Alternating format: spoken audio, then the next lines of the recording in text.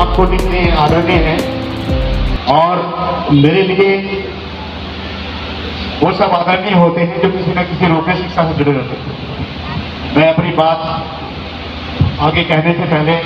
बात कहने से पहले बाबा साहब के चरणों में अपना नमन करते हुए आज पेरियार जी का जन्म है, उनको शुभकामना देते हुए और हमारे देश के बहुत ही यशस्वी प्रधानमंत्री जी मोदी जी का भी जन्मदिन है, उनको भी शुभकामना देते हुए अपनी बात स्टार्ट करूंगा। देखिए, शिक्षा, अगर हम बाबा साहब की आज बात कर रहे हैं, बाबा साहब को आदर्श मान रहे हैं, तो इसके पीछे एक ही कारण था कि उनकी हार्ड वर्क, उनका विजन, उनका एजुकेशन और समाज के प्रति लोगों के आंसू पूछना।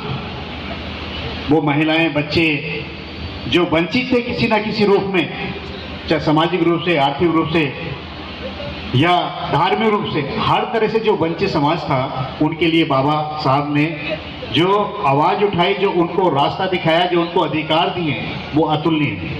तो यहाँ शिक्षक साथी बहुत सारे बैठे हैं, मैं उनसे भी अनुरोध करूँगा कि जैसे देवेंद्र जी ने बताया कि भाई एक जॉब लगने के बावजूद हम लोग क्या पढ़ना छोड़ देते हैं, एक छोटी जॉब लगी या कोई बड़ी जॉब लगी। मेरा ये अनुरोध है कि जब भी आपकी कोई छोटी जॉब लगे, बड़ी जॉब लगे, आप अपना अध्ययन ना छोड़ें, अपनी पढ़ाई लिखाई ना छोड़ें, डिग्री बढ़ाते रहें, पढ़ते रहें, लेखन का कार्य करते रहें, तभी तो हम समाज को कुछ ना कुछ चेतना दे पाएंगे। और शिक्षक का कार्य हमेशा यह रहता है कि जिस दिन हम पढ़कर जाते हैं, जिस दिन आप मोटिवेट होते हैं, तब उतने अच्छे से हम अपने बच्चों को प्रेरित करते हैं, उनको ज्ञान देते हैं। हमें एक बार को सब्जेक्ट की नॉलेज कम हो चलेगी, लेकिन अगर हम मोटिवेट नहीं हैं, कोई मोटिवेशन वाली किताब नहीं पढ़ते, अपने बच्चों को नहीं प्रेरित करते, तब हम बहुत अच्छे शिक्षक नहीं बन पाते। तो मेरा सारे अध्यापक गण से अनुरोध है कि जब भी जाएँ, हमेशा 15 मिनट, आधा घंटा, 1 घंटा अगर हम रोज़ पढ़ेंगे तो डेफिनेटली आप अपने जहाँ कार्यस्थल है, स्कूल है, कॉलेज है, वहाँ आप सबसे बेस्ट टीचर्स के रूप में सम्मानित होंगे, जाने जाएंगे। और आज हमारे समाज के बहुत सारे टीचर्स हैं, अगर हम स्कूल के अलावा भी अगर चेतना का जगाने अपने अपने मोहल्लों में भी काम कर लें कि कैसे हमारे समाज के लोग आगे बढ़ें, कैसे बच्चे, समाज के बच्चे आगे बढ़ें, तो ये सबका एक सामूहिक दायित्व है और शिक्षक का खासकर ज़्यादा है। तो मैं यहाँ पर जितने हमारे अध्यापक गण बैठे हैं, मैं उनसे अनुरोध करूँगा, क्योंकि आपके एक प्रयास न जाने कितने बच्चों की ज़िंदगी में परिवर्तन ला देगा। मैं अभी एक जिक्र करना चाहूँगा, ऋषि सोनक जी, जो एक ब्रिटेन पूरी दुनिया पर राज करता था, जिसका शासन में कभी सूरज छुपता नहीं था। एक भारतीय मूल का व्यक्ति अपनी शिक्षा के बदौलत आज उस विश्व शक्ति के देश का प्रधानमंत्री बनते हैं, हेड ऑफ द स्टेट बनता है, हेड ऑफ द नेशन बनता है। इसके पीछे केवल एक ही तर्क है, वो है एजुकेशन। अगर मैं आज आपके सामने अपनी बात कर रहा हूँ, रख रहा हूँ और इतने बच्चों के लिए मदद कर रहा हूँ, तो इसके पीछे केवल एक वही है कि मेरी एजुकेशन। मैं एक सामान्य परिवार से, गाँव से निकलकर लगातार अपने अध्ययन करते हुए इस मौका पे पहुंचा हूं, तो उम्मीद करूंगा इस तरह से बहुत सारे बच्चे ऐसे होंगे जिनकी हम मदद कर सकते हैं, उनको हम सहयोग करें। बबलू सिंह जी बैठे हैं यहाँ पे, प्रोफेसर साहब जो अमरोहा में पोस्टेड हैं, ये जानते हैं कि वहाँ पर हम लोगों ने चेतना जगाई मुरादाबाद मंडल में। उसका नतीजा ये हुआ कि आज मुरादाबाद मंडल उत्तर प्रदेश के सारे मंडलों से ज़्यादा IAS और PCS रिजल्ट देने वाला स्टेट बन गया है। ये कैसे बना? क्योंकि चेतना है, बस आप पॉजिटिव एनर्जी दे दीजिएगा। युवाओं में बहुत अथाह क्षमता होती है, ये छोटे छोटे बच्चे जो बैठे ना, इनमें इतनी अथाह क्षमता होती है, बस इनकी ब्रेन को, इनकी एनर्जी को आप चैनलाइज कर दीजिएगा, इनको प्लेटफॉर्म दे दीजिएगा, और यही बच्चे दुनिया में नाम रोशन कर सकते हैं। मतलब हम जो सोच भी नहीं सकते, वो इतना आगे निकल जाएंगे, जिसका नतीजा यह है कि अभी हमसे ने जब से एजुकेशन का काम किया है, हम लोग, हमारा पूरा ग्रुप, जैसे लोग महिलाएं किटी पार्टी करती हैं या कुछ और लोग पार्टी करते हैं, हम लोग एजुकेशन पार्टी करते हैं। हम लोग जानते हैं कि भाई आपका बच्चा क्या कर रहा है, हम लोग उसको गाइड करते हैं, मार्गदर्शन देते हैं, उनको बताते हैं। और एक चीज़ और है कि आजकल बहुत सारी चीज़ें आपको गूगल पे मिल जाती हैं, तो आप गूगल का प्रयोग करते हुए विदेशों में बहुत सारे बच्चे जा चुके। एक मेरा दोस्त है, उनका बच्चा नेट की उसकी एलन में कोटा में तैयारी कर रहा था। तो वो दो तरह की परीक्षाएं होती हैं, एक तो अपना इंडिया में अगर आप जैसे IIT या नीट है उसका एग्जाम की तैयारी करते हैं, लेकिन इसके साथ साथ मैं आपको अवगत करा दूं, एक यूनिवर्सल विजन रखना चाहिए। अगर हमारा यहाँ नहीं होता तो आज स्कॉलरशिप के बहुत सारे प्रोविजंस हैं, डिस्टेंस मैटर नहीं करता। अपने बच्चों को आप जो वर्ल्ड की टॉप यूनिवर्सिटीज़ हैं वो विजन दीजिएगा अभी से। जब आप विजन अभी से देंगे तो वो बच्चे विदेश पढ़ने जाएंगे। तो उस बच्चे की बात बता रहा हूँ कि जब से मैरी क्वीन यूनिवर्सिटी बनी है, लगभग 400-500 साल पुरानी लंदन की यूनिवर्सिटी है, कोई भी वर्ल्ड का पहला स्टूडेंट वो ऐसा था कम एज में अंडर 18 PG कोर्स में एनरोलमेंट करने वाला वो पहला भारतीय बच्चा था। और ये जानते हैं बबलू जी, एक हमारे साथी भतीजा है जो IIT का रिजल्ट आया था, हमारी मुहिम से जुड़ के वो ऑल इंडिया फर्स्ट रैंक लेकर आया। और क्योंकि 2 अटेम्प्ट मिलते, एक बार फर्स्ट रैंक लेकर आया और एक बार उसकी 12 रैंक आई, और फिर JEE एडवांस में उसको क्लियर किया, उसको ऑल इंडिया 22 रैंक थी, और अभी इस समय वो मुंबई IIT कंप्यूटर साइंस में। तो क्या हमने क्या है, एक उनको रास्ता दिखाया, एक एनर्जी दी, उनको अपना पॉजिटिव वे बताया, उनकी एनर्जी को जगाया। उसका नतीजा क्या हुआ कि उसने अपनी पूरी एनर्जी को एक जगह, जैसे आपने देखा होगा ना कि हम बचपन में खेलते थे कि अगर हम लेंस से सूर्य की एनर्जी एक जगह फोकस कर देते हैं तो वो पेपर को जला देता है। तो इतनी फायर होती है इन बच्चों के दिमाग में, अगर इनको हम एक केंद्रित कर दें इनकी एनर्जी को, तो ये कुछ भी कर सकते हैं, और कुछ भी कर सकते हैं, आप सोच नहीं सकते, हर व्यक्ति कुछ भी कर सकता है। तो मैं अनुरोध करूंगा कि अपने बच्चों को विदेश में पढ़ने के लिए उस समय जब बाबा साहब जी जा सकते हैं, तो अगर हम अपना विजन क्लियर रखें, अपने बच्चों के दिमाग में एक बात डालें। अभी एक मेरा दोस्त है, अभी उसमें है गेल में, उनकी दोनों बेटी US में, उनको 3 करोड़ का पैकेज मिला। वो यहाँ से गई, स्कॉलरशिप बेस पे वहाँ पढ़ने गई।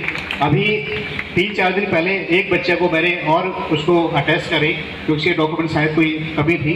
तो उसके लिए आप लोगों को क्या करना है कि पहले से क्या बहुत सारे बच्चे फॉर्म भरते हैं, लगभग पिछली बार भी 600 फॉर्म आए थे, 300 बच्चे जा पाए थे। उनमें मैक्सिमम बच्चों के पेपर में कहीं ना कहीं छोटी छोटी कमियाँ थी। तो पूरी जानकारी लेने के बावजूद अगर किसी को कोई मार्गदर्शन चाहिए इस तरह का, तो मेरे से संपर्क कर सकता है। लेकिन अपने बच्चों को जो बेस्ट से बेस्ट एजुकेशन हैं हमें वो दिलाने के लिए प्रयास करना चाहिए। और हमेशा देखिए कि चैरिटेबल, चाहे आप 10 रुपये का योगदान दें, कहीं भी कंस्ट्रक्टिव वर्क हो रहा हो, और सब समाज के लोगों को जोड़ के चलने की जरूरत है। क्योंकि शिक्षा का क्षेत्र ऐसा है कि आप केवल आइसोलेटेड होकर कोई सोसाइटी डेवलप नहीं कर सकती। ये ग्लोबलाइजेशन का टाइम है, तो इसमें जैसे अभी मैं जिक्र सुन रहा था, जो हमारे संचालक महोदय बता रहे थे, AI का ज़माना है, आज कंप्यूटर साइंस का ज़माना है, टेक्नोलॉजी का ज़माना है। बस इन सबको हमें अपने परिवारों में इनकी चर्चाएं करनी है। अगर सपोज करो मुझे कंप्यूटर नहीं आता तो मुझे कंप्यूटर सीखना पड़ेगा, मुझे इंग्लिश नहीं आती मुझे इंग्लिश सीखनी पड़ेगी, मुझे ड्राइविंग नहीं आती मुझे ड्राइविंग करनी पड़ेगी।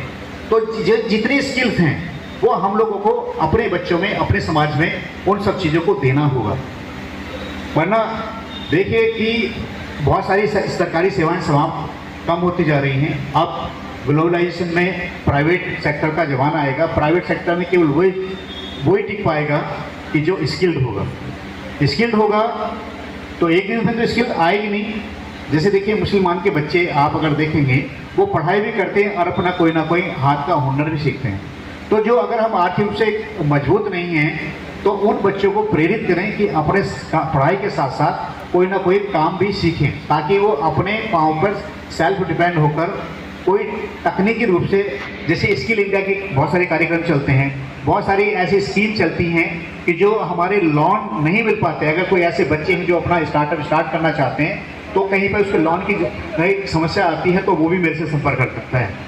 तो हम लोग रूप से सारे लोगों के इस तरह के बच्चों की मदद करते हैं और इसमें हमारे जिलाधिकारी भी बहुत अच्छे हैं। अगर कोई बच्चा या कोई व्यक्ति या कोई अपने पढ़ाई के लिए वहाँ हमसे मदद मांगता है तो वो ज़रूर मदद करते हैं। मैं जब देखता हूँ कि कुछ माएँ अपने बच्चे को लेकर मेरे ऑफिस आती हैं कि आरटी में जैसे कुछ स्कूल एडमिशन नहीं लेते, तो मेरी कोशिश रहती है कि ये गरीब माँ है, कोई संपन्न माएँ या कोई संपन्न व्यक्ति तो मेरे ऑफिस में एडमिशन के लिए बार बार चक्कर नहीं काटेगा। मैं उसको हौसला देता हूँ कि जब तक आपके बच्चे का एडमिशन ना हो जाए, जब तक आप हिम्मत मत हारना।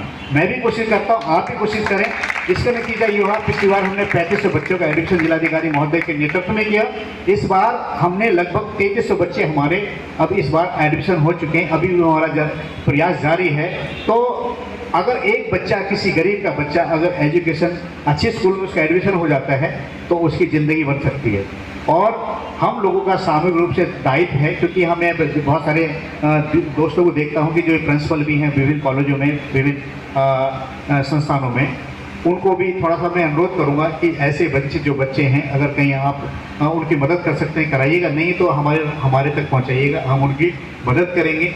भले से उसको फीस मैं अपने पास से दूँ, मेरे पास नहीं तो मैं आपसे लेकर दूंगा, लेकिन उस बच्चे की पढ़ाई नहीं रुकने दूंगा। ये मेरा कमिटमेंट है। और कोई बच्चा कभी हताश ना हो। ये बेटा, जीवन में जितने बच्चे सामने बैठे हैं, आप बस चलना शुरू कर दीजिएगा, एक कदम, एक राह पकड़ के चलना शुरू कर दीजिएगा। अगर मैं उनको भी ये कहना चाहूँगा, अगर जो बच्चे पढ़ने में नहीं उनका मन लग रहा, तो जैसे पीटी उषा है, हिमा दास हैं, आप दौड़ना ही शुरू कर दो। अब दौड़ती रहो बस। अगर आप दौड़ नहीं सकते, अगर कोई किसी खेल में इंटरेस्ट है, तो आप क्रिकेट ही खेलना शुरू कर दो। लेकिन वो धुन होनी चाहिए, वो जुनून होना चाहिए, क्योंकि रिकॉर्ड वही बनाते हैं जिनके खूनों में, रगों में खून नहीं बहता, बल्कि हौसले के इरादे बहते हैं। तो रिकॉर्ड बनाना है तो आप लोगों को उस तरह से मेहनत करनी पड़ेगी। बस इसके साथ साथ मैं आप सबका धन्यवाद देना चाहूँगा, और जितने बच्चे यहाँ पर सम्मानित होंगे, ऐसे मेधावी छात्राओं को मैं बधाई देना चाहूँगा। तो ये केवल एक चीज़ का ध्यान रखना बेटा कि आज आपने एक स्कूल टॉप किया, एक शहर टॉप किया। जब आप डिग्री कॉलेज में जाओगे तो वहाँ सारे टॉपर्स मिलेंगे, हर शहर का टॉपर मिलेगा, उनका मुकाबला उनसे होगा। लेकिन हिम्मत नहीं हारना, आपको धीरे धीरे धीरे धीरे धीरे धीरे पढ़ते जाना है। और आज एक कदम जब हम बढ़ते हैं तो एजुकेशन का ऐसा, ज्ञान का तो ऐसा मेथड है। आज हमने थोड़ा सा ज्ञान अर्जित किया, फिर और क्या, फिर और क्या, फिर और क्या, धीरे धीरे धीरे धीरे क्या होगा, आप अभी ये स्कूल टॉप किया, मोहल्ला टॉप किया, शहर टॉप करेंगे, फिर आप पूरी यूनिवर्सिटी टॉप करेंगे। जब यूनिवर्सिटी टॉप करेंगे तो जब लखनऊ में मानित हमारे मुख्यमंत्री जी आपको सम्मानित करेंगे तो वो गर्व का पल होगा।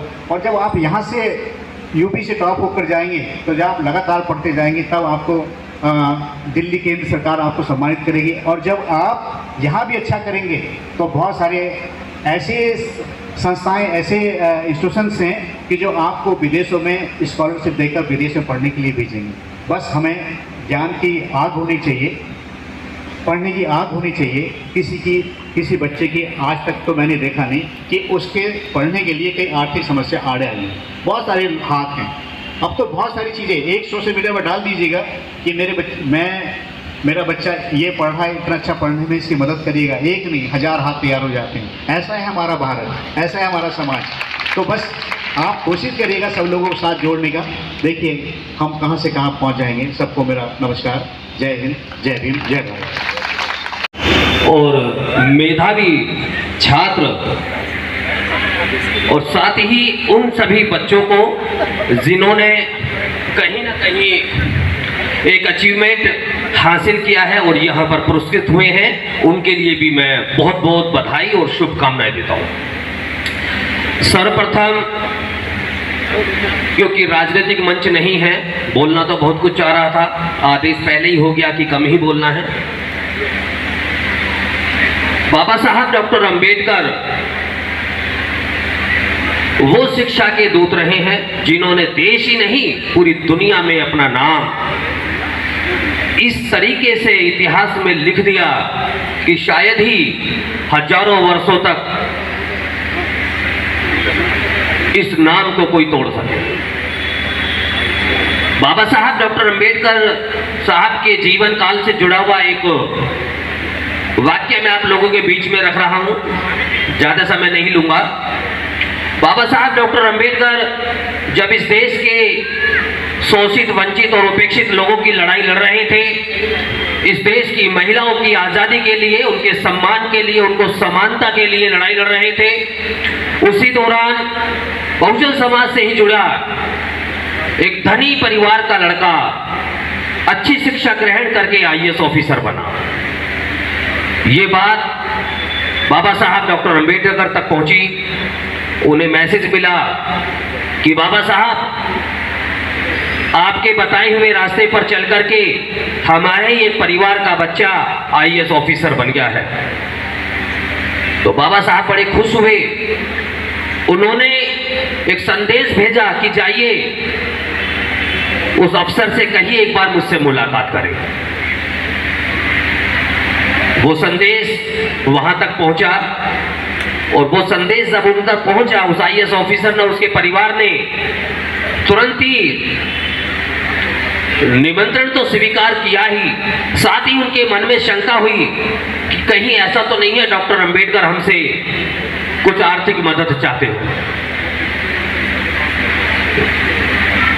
फिर भी वो परिवार उस बच्चे को लेकर के, आईएएस ऑफिसर को लेकर के बाबा साहब तक पहुंचे। बाबा साहब के यहाँ पर मिलने वालों का हमेशा काफी लंबी भीड़ रहती थी। जब उस परिवार का नंबर आया तो वो परिवार वहां तक पहुंचा। बाबा साहब के सामने पहुंच करके उस आईएएस ऑफिसर के पिता ने कहा, जी अंबेडकर जी, आप मुझे बताइए मुझे आपके लिए क्या करना है। बाबा साहब ने कहा कि आपको कुछ नहीं करना है, मुझे आपके उस बेटे से मिलना है जो आईएएस ऑफिसर बना है। बेटा वो सामने आया कि जी मैं हूं, मुझे आशीर्वाद दीजिए। उन्होंने कहा, मेरा आशीर्वाद तो सदैव इस देश के सभी उन मेधावी छात्रों के लिए है जो शिक्षा के लिए कहीं ना कहीं जूझ रहे हैं, उसको ग्रहण करना चाहते हैं। मैं आपसे एक आग्रह करूंगा, उस आग्रह को ही मेरा आप आशीर्वाद समझना। उस आईएएस ऑफिसर ने हाथ जोड़ करके कहा, जी आदरणीय बताइए मुझे क्या करना है। तो बाबा साहब ने उस आईएएस ऑफिसर से कहा कि जिस समाज से तुम निकल करके आए हो, जरूरी नहीं है कि आपके जैसे सभी लोग आईएएस बनेंगे, लेकिन आपको एक मिसाल कायम करनी है। आपको उसी बस्ती में जाना है जिस बस्ती से, जिस समाज से आप निकल करके आए हैं, उसी गाड़ी में जाना है जो गाड़ी आपको सरकार ने दी है। ज्यादा है तो मैं नहीं कहूंगा, जितना भी टाइम आपको मिलता है आप उस समय में से अपना टाइम निकालिए और उन बस्तियों में जाओ और उन बच्चों को आकर्षित करो कि जो कहीं ना कहीं असफल हो जाते हैं, कहीं ना कहीं शिक्षा से वंचित रह जाते हैं, या कोई उनकी मदद के लिए आगे नहीं आ पा रहा, तो जाओ और इस समाज को नई ऊर्जा देने का काम करिए। अपनी उसी सरकारी गाड़ी से आप ये जो झोपड़ियां हैं, जो कच्चे मकान हैं, जो बस्तियां हैं, उनमें जाना, समय निकाल करके और उन लोगों को उत्तेजित करिए शिक्षा के प्रति। तो बाबा साहब ने ये क्यों कहा? बाबा साहब ने इसलिए कहा था कि जो हमारे जो परिवार के जो लोग हैं, जो उस समय रहे थे, कि जो कहीं ना कहीं नहीं चाहते थे कि यार हमें तो पढ़ना ही नहीं है, बेशक हमें अधिकार मिल गए हैं, लेकिन वो दूसरे को देखें कि ये भी हम में से ही निकल करके यहाँ तक पहुँचा है, तो क्यों ना हम भी इस मुकाम को हासिल करें। बाबा साहब दूर की सोच रखते थे। बाबा साहब ने भारत ही नहीं, बाबा साहब ने तो इंग्लैंड की भी इकोनॉमी को दुरुस्त करने का काम किया था। बाबा साहब ने अर्थशास्त्र में, जब इंग्लैंड में पढ़ रहे थे तो वहां के मेयर ने कहा कि हमारी अर्थव्यवस्था, इकोनॉमी बड़ी खराब चल रही है, इस पर हमें क्या करना चाहिए। तो बाबा साहब ने कहा था कि मैं तुम्हें 3 बातें बताता हूं और उन तीनों बातों को अपना लीजिएगा, आपकी अर्थव्यवस्था सही हो जाएगी। देश के अंदर, इस समाज के अंदर अगर शिक्षा का संदेश अगर किसी ने दिया है और वो लिखित में अगर आपको दिया है, तो वो केवल और केवल बाबा साहब डॉक्टर अंबेडकर हैं। शिक्षा विज्ञान की जननी है। शिक्षा ये नहीं कहती कि आप धार्मिक बनो। धार्मिक व्यक्ति हमेशा कमजोर रहता है, वो कहीं ना कहीं गुलामी का शिकार है। शिक्षा आपको डेवलपमेंट का सहारा देती है। विज्ञान, साइंस, बाबा साहब का सब्जेक्ट भी फेवरेट जो था वो भी साइंस ही था। मैंने पिछले कार्यक्रम में SC/ST वेलफेयर का जो हुआ था वहां पर भी, क्योंकि आज महिलाओं की संख्या कम है, तो मैंने कुछ अंधविश्वास और पाखंड पर अपनी बातें रखी थी। मैं चाहता हूं, और ये देश है, ये समाज भी चाहता है, जो अंधविश्वास और पाखंड है वो उसको जन्म देने का काम धर्म करता है। आस्था रखिए, अंधविश्वास में पागल मत होइए, पाखंड में पागल मत होइए, क्योंकि ये अंधविश्वास और ये पाखंड को तोड़ने वाले दक्षिण के अंबेडकर EV रामास्वामी पेरियार जी की आज जन्म जयंती भी है। साउथ के अंदर उन्होंने इसी अंधविश्वास से लड़ते लड़ते ऐसी किताब लिख डाली, जिस किताब को आज देश के अंदर धार्मिक ग्रंथ बनाने की बात कर रहे हैं। उसका तोड़ लिख डाला उन्होंने, सच्ची रामायण लिख दी, और उस सच्ची रामायण को उन्होंने वहां के हाई कोर्ट से, मद्रास हाई कोर्ट से उससे सत्यापित करा दिया कि हाँ, जो ये रामायण पहले लिखी हुई है वो काल्पनिक है, और जो मैंने रामायण लिखी है वो सत्य है। ऐसे थे पेरियार। जिस समाज ने ऐसे ऐसे महापुरुषों को जन्म दिया, हम उनको छोड़ करके आजकल के काल्पनिक देवी देवताओं के पीछे चले जाते हैं, जो साक्षात कभी थे ही नहीं। जो हैं उनको हमें मानना चाहिए।